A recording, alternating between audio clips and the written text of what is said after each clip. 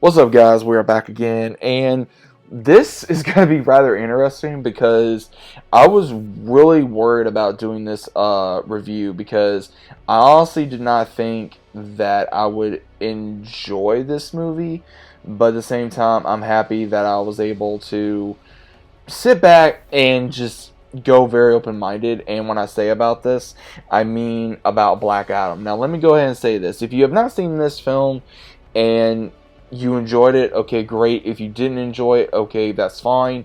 We're all DC fans at the end of the day, and there was things about this movie I did not like. There was things about this movie I did like. Um, Let me go ahead and say this: I think Dwayne Johnson's performance as Black Adam was awesome.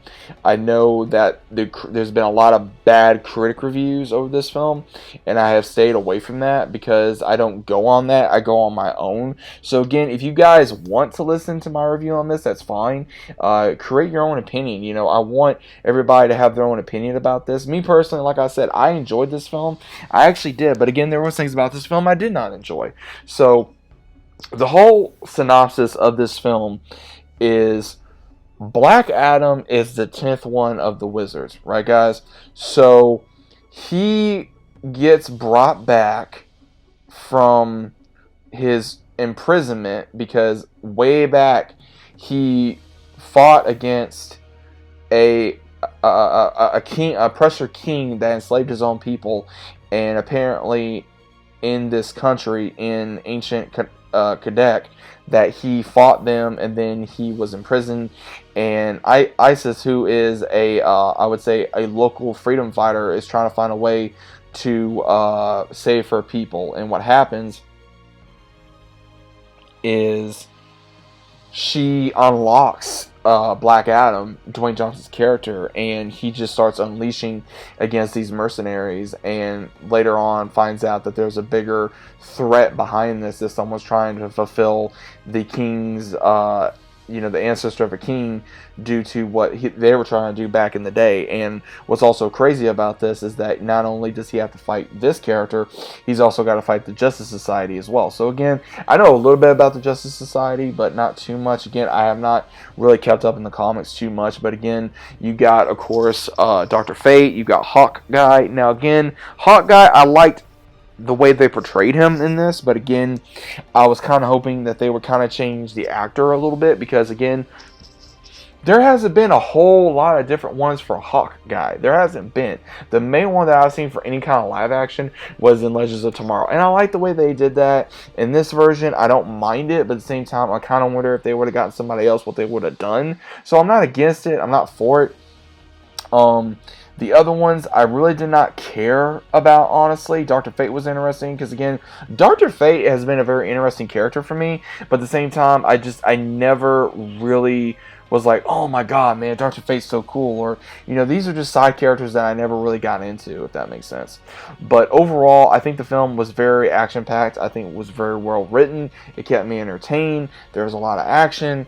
And again, you have a lot of fights between Black Adam and Hawkeye. You had a lot of fights between Tornado, as well as also Black Adam with, the entire Justice League, or not entire Justice League, I'm sorry, the entire Justice Society. So again, having him fight these characters and learn that he was not the one originally chosen by the Wizards to become Black Adam, but his son was, and his son, gave up his power to save his father, who, Dwayne Johnson plays, and then his son dies, and he gets unloaded with all this, like he wants revenge, and that's why, they thought that he was the actual savior of his country, and he wasn't. And they kind of go back and forth between this relationship with him and this kid that really idolizes him, and slowly realizes that he's not a hero, he's an anti-hero. And that's pretty much what they did in the entirety of this film, and I'm glad that they did that, because Black Adam, he started killing these mercenaries, and the Justice Society is like, no, you can't do that, and there's a better way. But it was like, nah, man, I mean, how can there be a better way to handle mercenaries? I mean, come on. These people are taking over this country, and doing all this stuff in this country that they're not even, like, what the hell? Like, it really made me go, because the Justice Society was wrong and Black Adam was right, but then it kind of got reversed a little bit.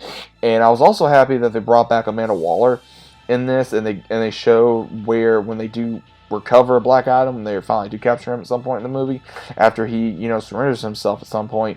It was cool because Amanda Waller, she had this area where she would hide, well, not hide everybody, but dormant certain ones, and then be able to, you just get to see how many are in there. So again, we don't know who's in this underground base at this time. And then, of course, DC having such a bad time right now that Dwayne Johnson reached out to Henry Cavill to reprise his role as Superman, which was a post-credit scene. So it makes you wonder, what exactly is DC doing? Like, is Dwayne Johnson trying to go, hey, we need help. We need ones that, he understands the business. He understands what the fans want. And that's pretty much what he did. And again, this film's getting a lot of hate right now. This film's getting a lot of trash, saying it's a bunch of different things. I did not listen to it. I went in very hopeful for this film. I went in very open to just like, hey, let me give this a try. I like I said, I enjoyed it. Black Adam may not be the best DC movie out there, but it's a fun DC movie. It is, because we got Cyclone, like I said, we got Dr. Fate, we got Atom Smasher, and we have, of course, Hawkeye. Now, again, cool characters, but are they the best characters? No, they're side characters. And at the end of the day, if you want to see Black Adam, that's fine. But at the same time, I would prefer, like, this is setting up more for the DC universe. But at the same time, they just don't have a good hold on what they're trying to do with the DC universe right now. And that's what's really hurting not only the franchise, it's hurting these movies, it's hurting, spin-offs. Like, is Shazam going to continue at some point? Yes, we're getting a second Shazam. Is Black Adam going to be in the third one? Apparently so. Is Henry Cavill going to be returning as Superman? He did, like, for a few, pretty much like 2 minutes in the whole scene, which was pretty crazy. And, we're going to be seeing any of the other original characters again. So it's really crazy on, I would say, where DC's at this point, because they don't have a game plan, they don't have a story of what they're trying to do. But again, guys, that's just my opinion on Black Adam. It was a fun film. It had some comedy in there as well. It kept me invested. It really did. It kept me invested. I liked how dark it was. I liked how, it made you feel kind of like anti-hero-ish a little bit. And I really like how they set it up for Black Adam to just stay in his area, not patrol the world, but just only patrol, this part of the world, and if they need him, okay, cool. But at the same time, it's like, Amanda Waller, among others, will want to keep him in line. But as long as, I would say, you're not a threat to him or to his people or to anyone, then again, he's going to stay in his own lane. So again, I like the way they set that up. But overall, guys, what are your thoughts about Black Adam? Let me know down in the comments. If you're new to the channel, always keep subscribing, leave a big fat like on the video if you guys enjoyed. And as always, I'll see you guys on the next one.